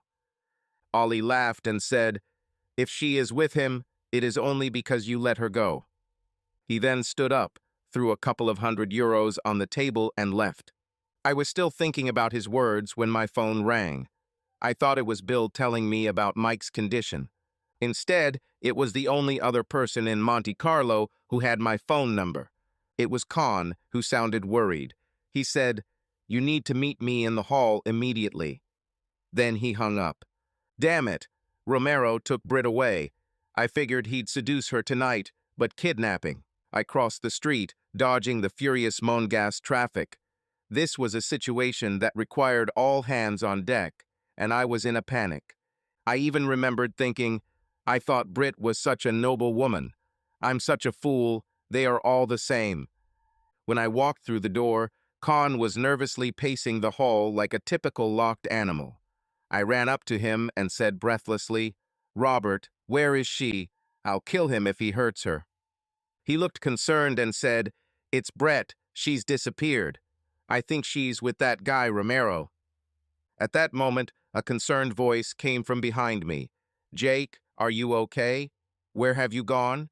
I turned around and there she stood, looking at me with concern. She was the epitome of beauty and elegance. It was instant. The protective screens exploded, the walls collapsed, and I was unconditionally in the game with this woman. I realize this sounds stupid, but seeing her like this, my heart soared. And if love is a feeling of absolute connection, then I was truly and unconditionally in love with her. Brit is very smart. She instantly understood the picture. I didn't need to say a word to explain myself. I saw a look of compassion and understanding on her face, and I thought I noticed something else. I said, "I thought you were with Romero." She looked shocked and said, "Why did I have to be with him? I was sitting here waiting for you to come back after you ran away." She seemed calm but worried. She certainly knew what I was thinking and gave me the benefit of the doubt over my lack of trust in her. I looked into those smart gray eyes, confused. I said, confused, "It doesn't matter. We can talk later." Then I turned back to Robert and said, "How can we help?" He said, "You left and Brit went looking for you. When she didn't return, I went out to see where she was. She said she was waiting for you here, so I came back and Romero and Bret were both gone. That's when I called you." I was still struggling with my emotions. Brit was waiting for me. But I said, "Let's think about it. There are only two places they could go. The millionth motorhome that follows these guys from race to race, or the pits themselves." I thought he was going to use the same trick on Bret that he tried to use on Brit earlier that day. Only I was sure that Bret would be an easier target. The last thing I wanted was for Khan to discover Romero and Bret having happy sex. So I said, "Why don't you check out his motorhome? They're most likely there. There's a comfortable bed there." I knew we would find them in the pits, but by sending Cohn elsewhere, I hoped to prevent his arrest for the murders of both of them. He said, "Yes, this sounds right. I'll meet you here as soon as I find her." And he rushed away. I turned to Brit and said, "I thought you and Romero would be together tonight. That's why I left. I couldn't bear the thought of you being with him." She looked surprised and cheerful. She said, "Why did you even think I might be interested in that boy? Is that woman there even interesting to you?" She pointed to one of the heavily busty, scantily clad women who had just left a party on a yacht in the harbor. I said, "God, no. There's probably not a part of her body that hasn't been artificially enhanced. I like women who are real, and I might add, with an ick above room temperature. I may be a typical man, but I need to somehow connect with a person before I want to get close to him." She laughed cheerfully and said, "My thoughts are exactly the same. Romero is not someone I would ever contact in that way." We walked hand in hand to the pits. I was absolutely sure that we would find them there. It was a wonderful night. The temperature is ideal, with light breezes carrying the delicate scent of flowers from the hills. After the day's chaos and intensity, it was peaceful in the pits. There were still mechanics there, quietly working on the cars in the illuminated shelters behind the wall of the pits. There were also guards everywhere. Most of them recognized us from that day, but I think it was Brit's beauty that actually gave us a free pass. A beautiful woman can achieve a lot with French and Italian guards. We walked past the Ferrari pits and headed towards the temporary sheds where extra tires and spare parts were stored. I was glad Brit was with me because I knew I would need her help with her sister. I wasn't afraid of Romero. He might have been a champion behind the wheel, but I was almost half a foot taller and 100 pounds heavier. However, I thought that if we interrupted Bret halfway through, I would need Brit's help to pry her claws off my hide. We quietly opened the barn door and heard what was happening. I felt uneasy. Meanwhile, Brit stood nearby, looking as calm as Wellington at Waterloo.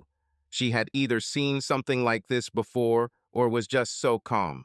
I didn't know what to do. I didn't have a garden hose to turn it on like I do with dogs at home, and they did not offend anyone except, perhaps, Cone. The problem is that he suddenly appeared right behind us. He apparently realized that I was trying to send him on a wild goose hunt and followed us. He took one look at Romero and rushed past us. He hit Romero in the ribs with his shoulder. It was something he must have done to countless Princeton and Yale quarterbacks during his years playing for Harvard. Romero let out a cry of pain, flew into the air, and landed on his back several feet to the side. If he wasn't completely unconscious, he was clearly dazed.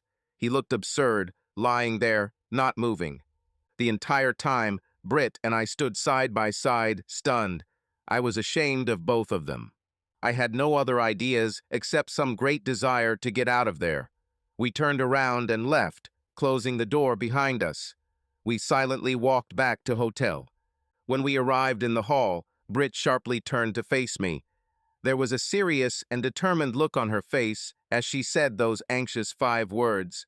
"Jake, we need to talk." I sincerely said, "I know. Where do you want to do it?" The obvious place for privacy was my number, but that was far from the context that we both wanted to create as the planet Tatooine. I said, "I heard that the exotic garden is a good place to sit at night if you want to be alone." She said, "Thank you." It didn't sound as strange as it might have seemed. She thanked me for not inviting her to my room to look at my engravings. I parked the Evoque in a small lot down the street from the garden entrance. It was relatively quiet and peaceful as we entered the garden and then walked down the terraces to a place where we could sit and look out over the Mediterranean Sea and Ville Monaco to the left.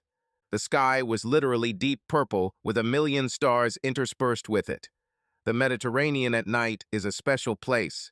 The silence and beauty of the surroundings were breathtaking. We found a bench. She sat down next to me, turning towards me but not touching me. She wasn't unfriendly. I just wanted some space. It wasn't romance. This was supposed to be a serious conversation between two intelligent people. I recognized the similarities in approach. We both handled things the same way. I said, "When I saw you with Romero, it almost killed me. I don't really know you, and I was afraid that you might turn out like your sister. In retrospect, I very sincerely regret that I ever entertained that thought." She said, "Your mistake is clear. He really clearly harassed me while you were watching us. This was probably reflected in his gestures. I kept pushing him away to make room, but he continued to force himself on me. I didn't know you came until he pointed at me. I could imagine what you were thinking about what was going on between him and me, and that made me angry. He was clearly trying to give you that impression. Then you ran away without giving me a chance to explain. I was looking for you, but you had already disappeared. So I just sat in the hall and waited. I knew that you would return sooner or later. Then Robert came along, and you know the rest. Why are you so upset? I would have approached you as soon as I knew you were here. Does this have anything to do with that cloud that always hangs over you?" I said, "I came home from work one afternoon, and my wife of 5 years ago simply announced that she was leaving me for the man with whom she had been having an affair for 6 months. I trusted her, and I didn't see it coming. Since that day, I have not had the slightest confidence in the moral character or integrity of anyone, especially a woman, and I never get close enough to anyone to let them prove otherwise. I don't want to be like this alienated. It's just the way I am and have been for the last 14 months. I came to France to try to repair the damage done to my self-esteem. I needed to gain a new understanding of who I am and a healthier direction in life. I thought I was starting to recover, but then I saw you and Romero interacting the way you were, and it was déjà vu. I couldn't bear the pain, so I went looking for Bill and Mike. Mike is that poor, unfortunate guy who gave his heart to Brett. I thought I knew how he felt. I realized that I was terribly wrong about you, and I'm sorry. I hope we can get to know each other better." She looked at me with wide eyes, glowing eyes. "I sincerely believe that you are an intelligent and balanced woman who is straightforward and honest. You're as different from Brett as I am from Cone. Their behavior is not even close to what any of us would consider normal." Then she became deadly serious. She said, "Do you see me in the same light as your ex-wife?" This got me thinking. I said, "Janet was smart, funny, and beautiful, just like you. There was just a fundamental flaw that I didn't notice. In my opinion, you are the ideal woman, beauty, intelligence, and kindness in one bottle. And in the very short time that I have known you, your obvious intelligence and superior sense of self-worth have drawn me to you in a way that I have never experienced in my life. I honestly think you are as real as you seem, but I really can't judge that until I get to know you better. I would like to try to do this if you agree." She looked like that was the answer she wanted to hear because she said, "All my life I've been Lady Brett Ashley's little sister. No one has ever judged me for who I am or what I do. They just see me as a younger version of Brett, and the last thing I want is to be like her. I have had several lovers, and perhaps I like sex more than she does. But there has to be something between me and a man before I would even consider allowing him into my body. Without connection, sex is just animal behavior. This can be incredible from a hormonal point of view, but this kind of sex is no different from mating behavior of any other species. And I like to think that I've evolved a little further than that. I need to feel a person's individuality. This is critical because I need to give myself completely to a man to get real satisfaction. Brett's approach to sex without intimacy would destroy my soul. I admitted to myself that my jealousy and overprotectiveness after such a short acquaintance was insane, but the feeling was there, and it was so illogical that it scared me. What was happening to my carefully constructed facade of detached cynicism? Meanwhile, she continued to talk to me. It was as if she didn't realize that I was experiencing terrible attacks of jealousy. She said, "I am aware that men find me attractive, and frankly, it's more frustrating than pleasing. I believe that I am much more than just my appearance. I need a man to want me for my mind and my inner being. The problem is that everyone is trying to put me in this cage, even my colleagues. They joke about how my breasts take away a man's ick because of the distraction they create. Imagine being judged solely by the size of the bulge in your pants, and you'll understand how I feel. So I try really hard to minimize my sexuality." I thought to myself, if she tries to minimize her sexuality, I can't imagine what she would be like if she tried to maximize it. I knew she would be hotter than her sister, and her sister was the hottest woman I've ever met. Brit looked concerned as she said, "I have accomplished some significant things in my short academic career, endeavors and achievements that would define a man. And the only recognition I've received so far is that I'm sexually attractive. This is unfair for a person like me and humiliating. I want to be appreciated for who I am, not what I look like. And my relationship should be based on a union of equals. I want to build a life with a man based on mutual respect between two like-minded people, not based on my appearance or sexuality.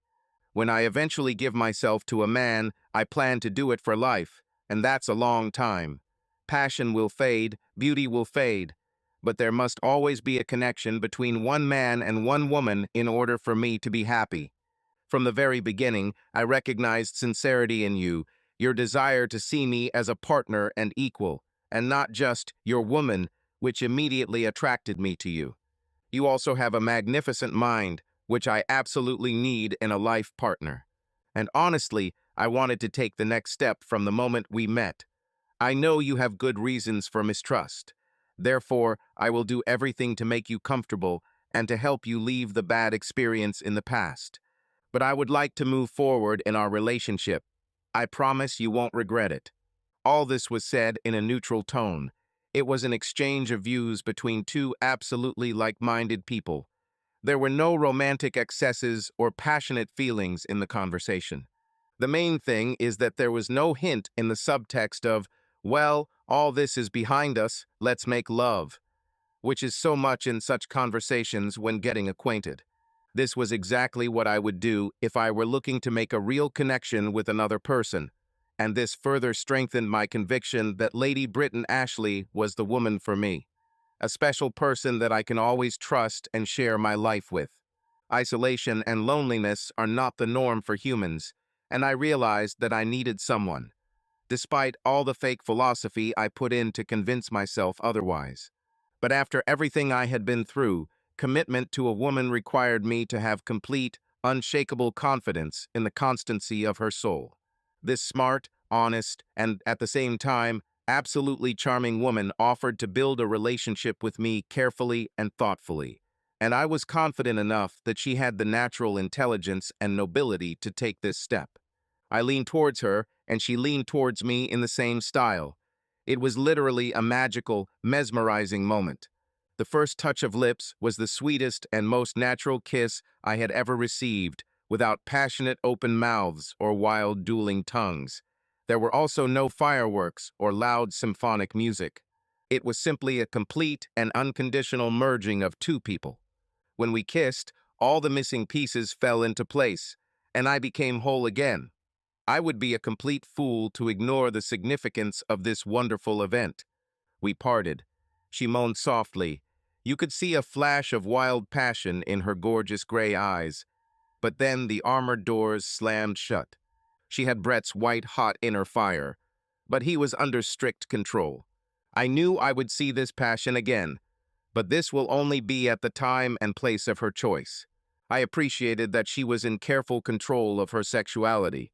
No man in his right mind wants a woman who can't control her base instincts. That was the problem with Janet and Brett. Brit's strict self-discipline and her moral strength were the two things I loved most about her. I said, as far as I'm concerned, this kiss seals our deal. I can't believe my incredible luck. This has never happened to me. But that moment, as soon as I touched your lips, I knew that you were the woman for me. I believe that you are real, and we can do this. We didn't make love that first night, or even while we were in Monte Carlo. We were actually committed to each other for almost a month before we got to that part of our relationship. We watched the race from a Kuwaiti boat. Romero had a bad day, eventually retreating, complaining of fatigue. Most likely, the cause was bruised ribs. Brit stood out even among other beautiful people, but her exceptional beauty meant nothing to both of us. We were together in the crowd. We always exchanged glances as we moved around, and she constantly let me know that she was next to me, even if she was standing 50 feet away talking to other people. Her strong and unconditional companionship was much better than hot sex. After 34 years and one failed marriage, I finally experienced what it was like to have a true life partner. I was no longer outside on the porch. She led me inside, and I found peace. The crowd of merry revelers became too much for too many, so I leaned on the boat railing, trying to find some time to myself. She came to lean next to me. She nudged me with her shoulder. In my opinion, this playful little thing was a much more intimate gesture, and it was much more meaningful and important. She looked towards the harbor at the exotic garden and said, I wish I was there now instead of here. Of course, I was thinking the same thing. For the first time in my life, it was interesting to be associated with a person who shared my interests and views on life. Watching the races was boring, and communicating with rich people was tiring. Brit grew up in the aristocracy. I am sure that a well-bred young English aristocrat would never shirk her social responsibilities. But as platitudes and empty chatter oppressed my soul, I also had the feeling that her growing up must have been painful. I had two thoughts. I kept the first one with me, but I still couldn't help but think about her. Really, an English noble lady as beautiful as this woman chose me? I'm clearly living in some kind of Lewis Carroll fairy tale. The second thought was more important. I said, You're as bored as I am, aren't you? She nodded in anticipation and said, I'd love to be somewhere alone with you, just reading and talking. Do you like swimming? I love the peace and quiet of being alone on a boat with someone. I didn't ask. I was pretty sure I couldn't handle the story of her and Sir Percy on Windermere. I said, This is my idea of a perfect day. My ex couldn't sit still long enough to do this, let alone enjoy it. I have a small 32-foot boat that I sail on the Potomac. but my only companion was my old dog Buster. She laughed and said, "We have a whole life ahead of us, and I'm the best boatswain in the whole fleet, Captain." She stood at attention and gave me the British open palm salute. The mischievous smile on her beautiful face was no less impressive than the movement of her large breasts as she threw her shoulders back. Of course, she had her own plans for the trip, and I had mine, so we broke up that evening. I wasn't upset at all. I knew we would be together for the rest of our lives, so our temporary separation only fueled our desire for each other. She flew out of Nice. I took the guys back to Paris. It then took me a few weeks to get things sorted out at home. The main delay was simply making space for us to live together. Her father was a hereditary count. Her mother had died the year before, and Brit had been disinherited years before. So Brit was his only direct heir. Because the rules of succession for the British aristocracy have not changed much since the time of William the Conqueror, Brit could not inherit the earldom. But most of the estate in Gloucestershire passed to her. Her father was still strong and healthy, and unless something unexpected happens, it will be some time before we settle in the Count's house. Neither of us were the typical lord or lady of the manor. Brit did challenging and somewhat pioneering work at Oxford, and she didn't want to give it up. I never would have expected her to do this. Where I ended up was not the question. With my money, I could live in a yurt in Patagonia, and if Brit had been there, the yurt would have been just fine for me. So Oxford was the logical place. Brit, of course, had her own money too, but I had so much of it in my bank account earning interest that I offered to buy a place near the university if she decided to move in with me. Or at the very least, I could rent something close enough to her so that we could slowly ease into the relationship. Being a prudent woman, she chose the second option. She said, "I want this to work, and I want to lay a solid foundation before we just dive into a relationship. I love you. I will always love you. But I want to live happily with you for the rest of our lives, and life is something we have to approach thoughtfully." And that, gentlemen, is what fundamentally distinguished Brit from all the other women I've ever known. We talked and texted a lot while we were apart. She called me a couple of weeks after we broke up to tell me that there was a vacancy at Ockle. If I took her over, we could work together. This decision took about a nanosecond. The next morning, I checked out of the hotel and headed down the A1 towards Calais. In theory, it's only a 3-hour trip, but given the traffic leaving Paris, it's closer to 4 hours. Accordingly, I did not reach Dover until early in the day, and I reached Oxford only in the evening. I got a number in Randolph and called her. She expected to hear from me the next day, and she sounded absolutely ecstatic to hear from me a day early. The contrast with Janet was obvious. It seemed that the time apart had taken its toll on my future wife. This was the complete opposite of the attitude of the one who was the wife. Janet usually saw the separation as an opportunity to do other things, whereas, from the tone of her voice, it seemed like the only thing Brit wanted to do was me. We met at the Morse Bar. Yes, Oxford's only 5-star hotel has named its main bar after a TV character. I was sitting in the back bar with its luxurious wood paneling when she walked in through the Beaumont Street entrance. It was a warm, clear evening outside. She must have walked 5 minutes from Ockle down St. Giles to Randolph. She was dressed in a light silk dress suitable for good weather. The dress accentuated her gorgeous round butt like a frame around a Renoir painting. She was looking for me, smiling her mysterious smile. Her face absolutely lit up when she saw me. Was it a choir of angels? Or were they simply tuning into evening prayer somewhere? It seemed like we were never apart. It's been 3.5 weeks since we last saw each other, and she was as charming as always. I sat with 2 Balvenie fingers in front of me. We hugged, and she kissed me on the cheek like a sister and ordered the same. Even after almost a month, it wasn't a big deal.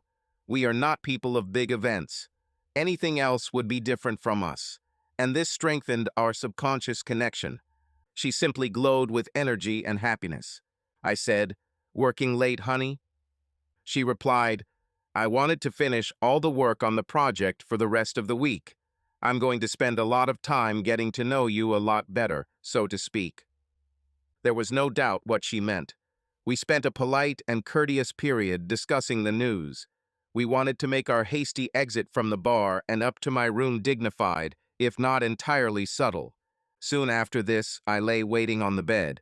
She left the bathroom and walked into the dim light of the drawn curtains. She was great.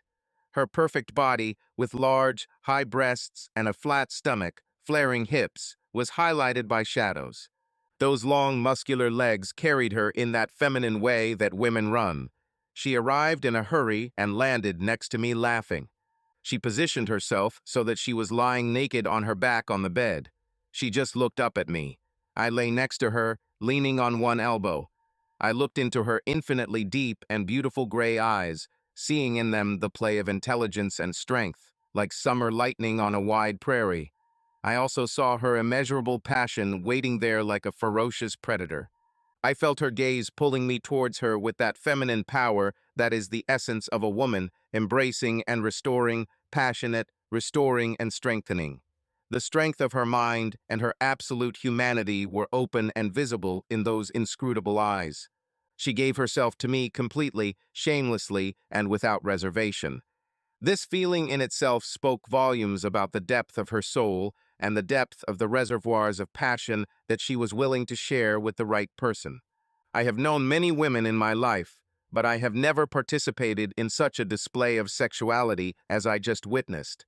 I didn't even want to tell her normal things. All I wanted to do was worship her.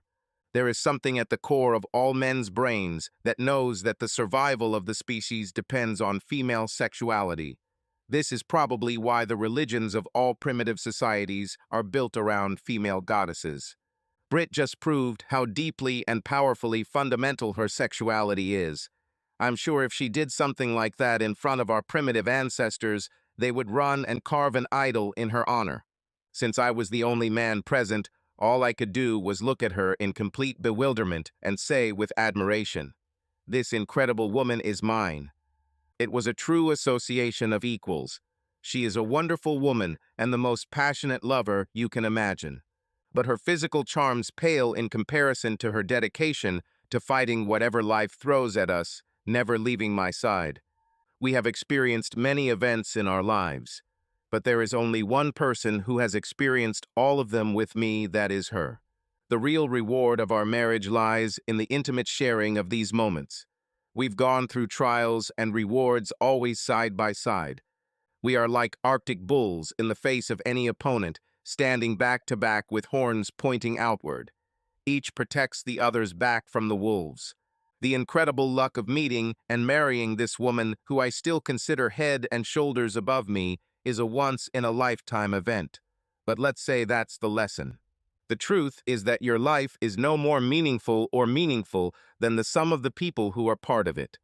This is something I've always missed in all my philosophical musings at the Stade de France. In reality, we are all just getting through life. No script. And we never know when some random person or event will swoop in and redefine everything.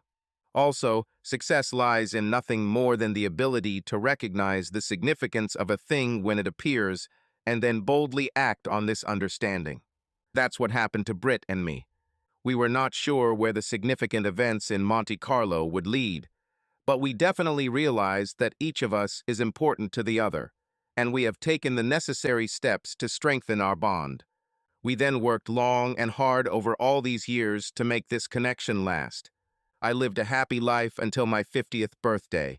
During this time, Brett and Cone married each other twice. I heard that they decided to officially register an open marriage. As I said before, they deserve each other. Gorton and Campbell returned to the States. I wished both of these old Marines good luck. Romero became a two-time Formula One world champion and also won Indy. I also wished him good luck. I actually won a real prize. We've been married for almost 16 years, and in my eyes, my wife is as fresh and beautiful as the day we met in Monte Carlo. But now she shares the love of my life with my beautiful Brooke. You are right, we continued the theme of alliteration. Brookie has been my pride and joy and partner in crime since the moment she was born. Her beauty and intelligence match her mother, although she is only 14 years old. We live on part of the estate that Brit's father gave us in trust. Inheritance taxes here are huge. I built our house to match the Earl's castle, or whatever they call it, with almost 30 bedrooms. The main difference is that our heating and plumbing are 4 centuries more modern. I'm not a fan of being outside, but it's fun to look at my 200 acres of land. And both my girls like to ride horses, so they have a lot of space for horse activities. Brooke is part of the UX Excel Talent Development Program, a program that trains potential young Olympians. She rides a chestnut horse that looks so noble and majestic that her previous job must have been leading the storm of the Light Brigade. And 14-year-old Brooke manages it with the same imperturbable calm as Lord Cardigan himself. Like many members of the British nobility, Brit is an accomplished horsewoman. This is one of the many things she does better than mere mortals like me. She controls her sullen black stallion with the same firmness, tenderness, and grace that she controls everything else in her life, and he reacts to her like a little dog comes to life, although I swear I've seen him blow off steam sometimes. More fittingly, I had one last call with the woman who made my life possible. I would like to tell you about this. Brit's father has a world-class collection of French impressionists, which he was persuaded to lend to the guys from Corcoran. Brit and I went to start collecting. Brit was there to represent her father, the Earl, and I agreed because I love her and didn't want to spend time away from her. I sold the flat a long time ago when I retired and became an English squire, so we stopped in Madison on the 15th while we were in Washington. I stood at the gruesome opening, showing that places like Corcoran always put on events the night before to make wealthy donors feel pampered. For the Count's daughter Brit has gone off to do her noble work. I was in the far corner, pressed up against the most beautiful girl in the room. She was wearing an overgrown navy blue cocktail dress, 4-inch heels, and her hair was styled like a grown woman's. I was holding a glass with scotch, and she was holding something with strawberries and lemonade. My wife finds my protective attitude towards my little girl ridiculously cute. But now that Brooke is turning into an even more stunning version of Brit, I'm starting to think about a monastery on a remote island. On the other hand, Brooke shares her mother's exceptional intelligence and self-esteem, so I guess I'll have to settle for her navigating the waters of a young woman as skillfully as her mother. And she would always have a supremely sensible mother to turn to if she ever needed advice. Brooke must be the only teenager on the planet who thinks her parents are cool. I attribute this to Brit's stern but loving upbringing, as well as the fact that Brooke and I both regularly get into trouble with Brit due to some criminal misadventure we just committed. My role is to teach her to be self-sufficient and courageous. We stood in front of Degas. Brooke spoke very seriously and knowledgeably about working with a brush. I looked at Brit. That's when I noticed Worm and Janet enter the building. Being major donors, the people of Corcoran held them to pay their respects to the Earl's daughter. I thought to myself, of course, you can always count on people like them to show up at a high-profile event like this. I thought Janet was actually going to be curtsy to Brit when she was introduced. The Worm's expression was more reminiscent of carnal lust. It was obvious that he had a wandering eye. Brit glanced at me as they were introduced. She caught the name. I nodded. She went into full aristocracy mode. It was an incredible transformation. My smart, funny, and practical wife could teach Queen Elizabeth the first lessons about class superiority and imperial behavior. The words royal and aloof come to mind. All three talked for a couple of minutes. Janet looked both awestruck and starstruck, while Worm tried to look into Brit's little black dress. Brit then turned with the two of them and led them across the room towards me and Brooke. They looked puzzled. The years have not been kind to Janet. She looked older than her real age, and she had a restless, nervous manner. Meanwhile, Worm was in all-out seduction mode with Brit. They both looked completely stunned when they got close enough to notice who Brit was leading them to. It was as if I jumped up from the floor, like the devil himself. Janet said with deep condescension oozing from her voice. Why, Jake, what are you doing at such an event? This is not your type of audience. The worm looked at me as if I were something he had just walked into and said, Yeah, that's too cultured for you, isn't it? Don't you feel a little out of place? I said cheerfully, and hello to you too. It's been a long time, hasn't it? What a difference 16 years and a good woman can make. I said, You're right. Events like this really bore me. I'm just here to support my wife. Janet asked with slightly jaded interest, Oh, your wife is on the committee that organizes this event. I replied, Not really. Their faces again looked like they couldn't understand why Brit had brought them to talk to nobody like me. I added, I came here mainly to introduce my daughter to Washington society. They both turned to Brooke, who was standing next to me, looking at them with an arrogant look that was perhaps even a little more arrogant than the one Henry Roman VIII gave his ex-wife. They said simultaneously and with complete surprise, Is she your daughter? I must admit that Brooke was a strikingly beautiful young woman. In her grown-up dress and heels and her developing body, she probably looked 25. I said, Yes, meet Lady Brooke Ashley Barnes. You could see them doing the math in their heads. Janet then turned to Brit with complete bewilderment. Is Jake your husband? I said, smiling, 16 wonderful years already. Brit walked up to Brooke and me, lovingly took my hand and said, Jake and I met in Monte Carlo, and from the minute I saw him, I adored him. We live on an estate in Gloucestershire, but we still work part-time at GCHQ in Cheltenham. Our daughter goes to boarding school in Dean Close.